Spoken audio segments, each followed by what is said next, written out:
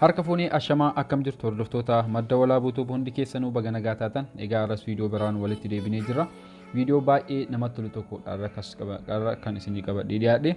Viidiyichis akkaataa itti addunyaa guutuu yookiin iddoo dhaloota keenyaa akkasuma iddoo Itoophiyaas dabalatee Itoophiyaa akkasuma oromiyaa biyyoota adda addaa keessa iddoowwan hawwata namatti tolan akkasuma iddoowwan barbaadan akkamitti ilaaluu dandeessu jedhu qabadhee isiniif dhiyaadhe. Hanga dhuma viidiyoo kanaatti na wajjin tura. Beeksisa gabaabaa kana booda walitti deebina. Na waliin tura.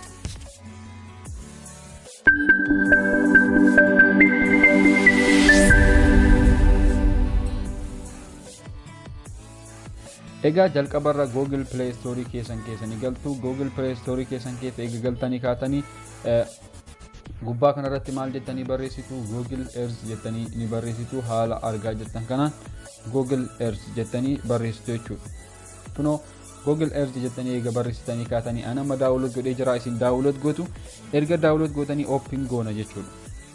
Fakkeenyaaf haala amma argaa jirtan kanaan addunyaa haala kanatti ni baasa.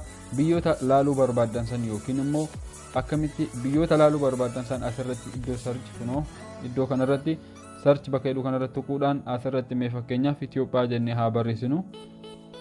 Itoophiyaa jennee erga barreessinee kaanee asirratti fakkeenyaaf asirratti nu baasa jechuudha. Haala kanaan Itoophiyaa nu fida jechuudha. Jala kanarratti iddoowwan hawwata turizimii Itoophiyaan qabdudha. Jalli kun haala argaa jirtan kanaan asirratti argamu jechuudha. Isin maal gootu kana ala harkisuun Itoophiyaa amma fakkeenyaaf haala kanaan ni harkistu. Kun baay'ee tokko kan namatti toludha jechuudha. Akka Google Maappiiti miti appiin kun. Google Maappiin baay'ee tokko kan intarneeta gaafatudha. Inni kun ammoo haala salphaa ta'een fayyadamtu jechuudha. Kun amma Finfinneedha. Kaartaa Finfinnee haala argaa jirtan kana. Inni kun ka duraan sararameedha. Kan amma maaliif akkana sararamee hin beeku. Kunoo guutuunis kun Finfinneedha. Fakkeenyaaf haala kanaan ol harkisne haala argaa jirtan kanaan Boolee International Airportiin kun haala amma argaa jirtan kanaadha. Karaa akkanatti jijjiirtu jechuudha. Bilbila keessan harka lamaan gara gubbaa kanarra qabuun haala kanaan akkanatti jijjiirtaniis ilaaluu dandeessu jechuudha. Kun haala amma argaa jirtan kanaan kun Boolee International Airportidha. Kunoo iddoon buufata isaa as jechuudha. So haala kanaan keessa galtanii ni ilaaltu. Mee fakkeenyaaf iddoo karaan adda addaa ka jiru mee kunoo naannoo kana namoonni hedduun ni beektu jedhee yaada. Iddoo kana haala kanaan iddoowwan beektan hunda isaa keessa galuun haala kanaan daawwachuu dandeessu. Kun amma Finfinnee naannoo kana namoonni hedduun ni beektu jedhee yaada. Kunoo haala kanaan asirratti daawwachuu dandeessu. Kunoo bifa amma ilaalaa jirtanii ilaaltu jechuudha. Karaa Google Maappiidhaan garaagarummaan inni qabu haala nama gammachiisuu fi karaa qulqullina qabuun kan daawwachuu dandeettan jechuudha. Kunoo haala amma argaa jirtan kana waan amma ilaalaa jirtan fakkaata yookiin karaa Googleedhaan ilaalamaa jira isinitti hin fakkaatu jechuudha. So baay'ee tokko kan namatti toludha. Mee fakkeenyaaf Finfinnee qofa maddiitti Oromiyaa keessa iddoowwan jiran haalaallu jechuudha. Mee fakkeenyaaf Oromiyaa keessa wantoota jiran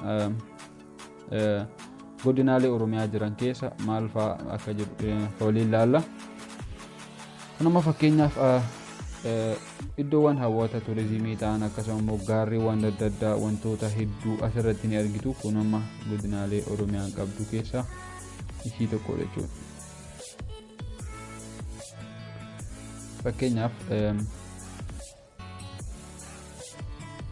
walumaan kana haalaallu. Kun arsii kunoo haala argaa jirtan kanaan asalla maqii kunoo walisoo kanneen hundi isaaniitu Oromiyaa keessa Gimbii Wallagga keessa kunoo hunniini kunoo asirratti amma fakkeenyaaf Roobee Baalee kana isin agarsiisa jechuudha. Fakkeenyaaf Roobee Baalee irratti maal argina ka jedhu kunoo amma Goobbaadha isiin tuni. Magaalaan Goobbaa seensa isheerratti haala kanaanii kan jirtu. Kunoo asirra ol deemuudhaan immoo tun magaalaa Roobeeti. Tun seensi isii magaalaa Roobeerraa karaa Goobbaa yeroo ol deemsistu karaan isii kana fakkaata. Namoonni beektan ni beektu, kan beeknes haala jechuudha. Haala kanaan amma fakkeenyaaf magaalaa Roobeeti tuni.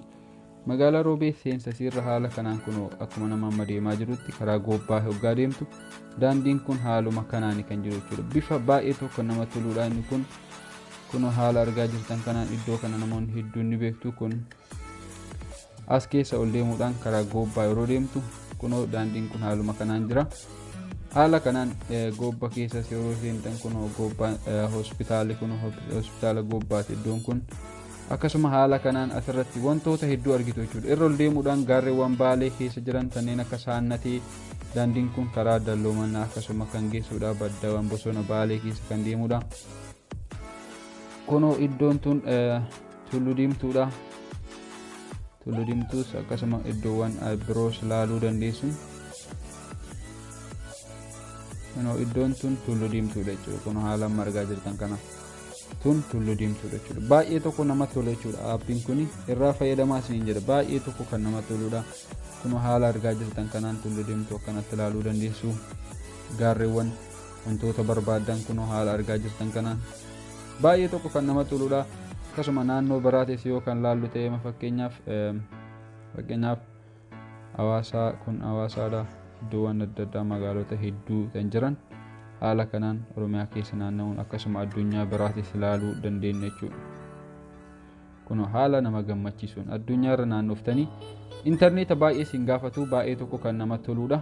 Egaa aappiin kun ana baay'ee natti tolaan akkasiniif dhiyeesse irraa fayyadamaa.